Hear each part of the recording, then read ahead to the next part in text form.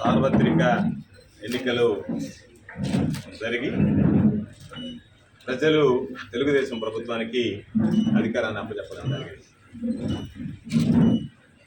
ఈరోజు తెలుగుదేశం పార్టీ అధికారంలోకి వచ్చిన వెంటనే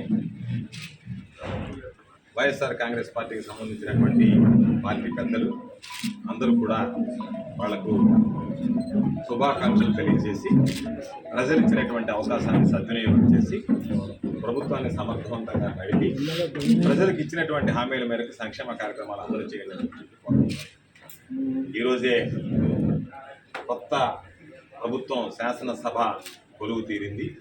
శాసనసభ్యులు ఈరోజు శాసనసభ్యులుగా ప్రమాణ స్వీకార కార్యక్రమం కూడా కొనసాగుతుంది. అయితే ఈరోజు జిల్లాకు సంబంధించి అందరం పార్లమెంట్ సభ్యులుగా, మంత్రిగా, శాసనసభ్యుడిగా పనిచేసినటువంటి పెద్దల ఆదాల ప్రభాకర్ రెడ్డి గారు, ఆయనతో పాటు శాసనసభ్యులుగా పనిచేసినటువంటి సోదరులు ప్రతాప్ రెడ్డి గారు, విక్రమ్ రెడ్డి గారు, పోటీ చేసినటువంటి మరొక సోదరులు రాజగోపాల్ రెడ్డి గారు, స్థానికంగా ఉండేటువంటి వైఎస్ఆర్ కాంగ్రెస్ పార్టీ నాయకులు అందరం కూడా కలిసి ఎమ్మెల్సీ ఉన్నటువంటి సోదరులు మురళీ గారు, జిల్లా అధ్యక్షుడిగా ఉన్నటువంటి మరొక సోదరుడు చంద్రశేఖర్ రెడ్డి గారు కూడా రావాల్సింది. ఆయన ఈరోజు జగన్మోహన్ రెడ్డి గారు అసెంబ్లీకి వెళ్తున్నారు కాబట్టి ఆ కార్యక్రమంలో పాల్గొన్నందువల్ల ఆయన పర్యటన చివరి నిమిషంలో రద్దయింది. కాబట్టి ఈరోజు అందరం కలిసి ఒక సమావేశం ఏర్పాటు చేసుకొని వైఎస్ఆర్ కాంగ్రెస్ పార్టీ బలోపేతానికి, వైఎస్ఆర్ కాంగ్రెస్ పార్టీకి సంబంధించినటువంటి స్థానిక నాయకులకి, కార్యకర్తలకి అండగా నిలవడానికి ఎటువంటి విధానాలు అవలంబించాలనేటువంటి దాని మీద ఈరోజు సమీక్ష నిర్వహించుకోవడం జరిగింది. దానిని బట్టి నిత్యం ప్రజలకు అందుబాటులో ఉండాలి. ఈరోజు గెలుపుకి ఓటమికి మధ్య తేడాలు చాలా స్వల్పం కాబట్టి లక్షల సంఖ్యలో ఈరోజు వైఎస్ఆర్ కాంగ్రెస్ పార్టీ అభ్యర్థులు ఓట్లు రావడం జరిగింది.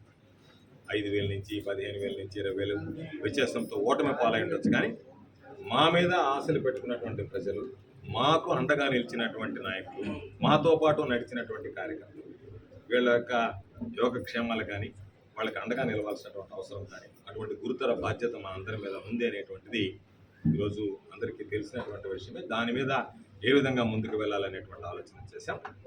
ఎన్నడూ లేనటువంటి విధంగా ఈరోజు జిల్లాలో కూడా, రాష్ట్రంలో జరుగుతున్నాయి, జిల్లాలో కూడా వైఎస్ఆర్ కాంగ్రెస్ పార్టీ శ్రేణుల మీద ఈరోజు దాడులు జరగడం, అక్రమ కేసులు బనాయించడం, వాళ్ళని పోలీస్ స్టేషన్లకు తీసుకెళ్ళడం, పోలీస్ కేసులు పెట్టడం, జైళ్లకు పంపించడం, ఆస్తులు నష్టం చేయడం, వాళ్ళని గాయపరచడం, దాడులు చేయడం, మానసికంగా హింసించడం, అనేక రకాలైనటువంటి కార్యక్రమాలు జరుగుతున్నాయి.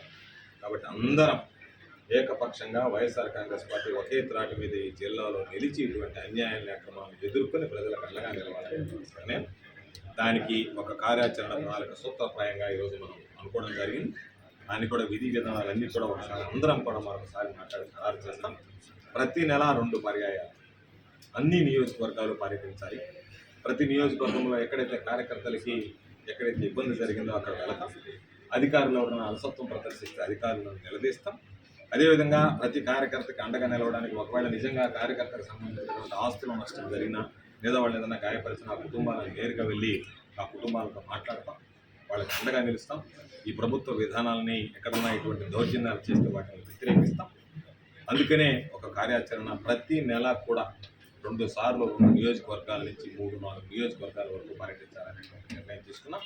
దానిలో భాగంగా కార్యకర్తలు కలవడం, నాయకులు కలవడం, కార్యకర్తలకు ధైర్యం చెప్పడం, కార్యకర్తలు ధైర్యంగా నిలవమని కోరడం, దానితో పాటు ఎక్కడన్నా అన్యాయాల అక్రమాలు జరిగితే అధికారుల దగ్గరికి వెళ్ళడం, అధికారుల దృష్టికి తీసుకెళ్ళడం, అధికారులు వాటిని సరిగ్గా కనుక సక్రమంగా పరిష్కరించకపోతే అధికారులను నిలదీయడానికి కూడా వెనకాడేటువంటి పరిస్థితి. మేమేమి రాజకీయాల్లో ఉన్నాం, పదవులు అనుభవించాం.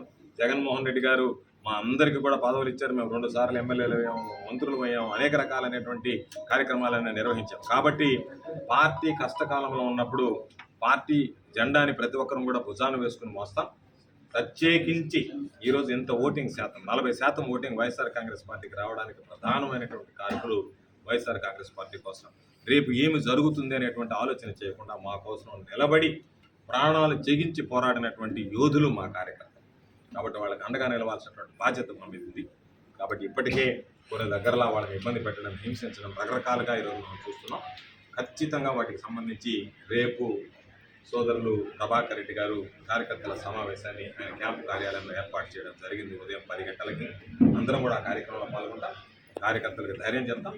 మీడియా ముఖంగా వైఎస్ఆర్ కాంగ్రెస్ పార్టీకి సంబంధించినటువంటి ప్రతి కార్యకర్తని మేము కోరుకునేది మీరు ధైర్యంగా ఉండండి. మీ ప్రాణాలకి మా ప్రాణాలు అడ్డు పెడతాం. మమ్మల్ని దాటుకొని ఎవరైనా సరే వైఎస్ఆర్ కాంగ్రెస్ పార్టీ కార్యకర్తల మీదకి రావాలి.